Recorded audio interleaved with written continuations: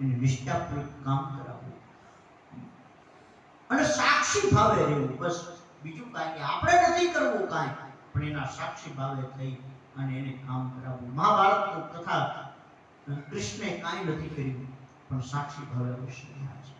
એમ વડીલોનું કર્તવ્ય છે કે તમારા બાળકોનું, તમારા સંતાનો કોઈ અળવે માર્ગે ન જાય, એના સાક્ષી ભાવ બનાવે, જીવન જીવવાની જીત શીખવી. બાકી તો સુખ દુઃખ બધે જ છે, પણ વર્તમાનમાં જે આ સુખ મળે છે, આ કથાઓ સાંભળવાનું, એને લૂંટીએ બસ. બાકી ભવિષ્યની ચિંતા ન કરીએ. કાલ શું થવાનું, જે થવું હોય થશે, અને થવાનું છે એમાં આપણે કાંઈ ફેરફાર નથી કરીએ. એકવાર ભવિષ્યના વર્તમાન કાળ જાણો છો, જાણીને શું કરવાનું?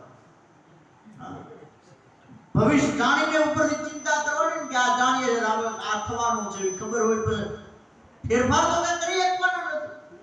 કે ભવિષ્યને બદલી દેવાની આપણા તાકાત છે ને, એ તો આવવાનું છે.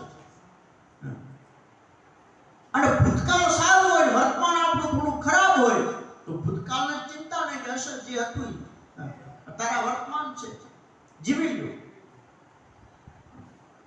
જેવો વર્તમાન સમય છે એ વર્તમાનમાં સારી રીતે જીવવું, એ આ ભાગવત કથા શીખવે છે. આમ પરીક્ષિત આગળ સુખદેવજી કહ્યું, હે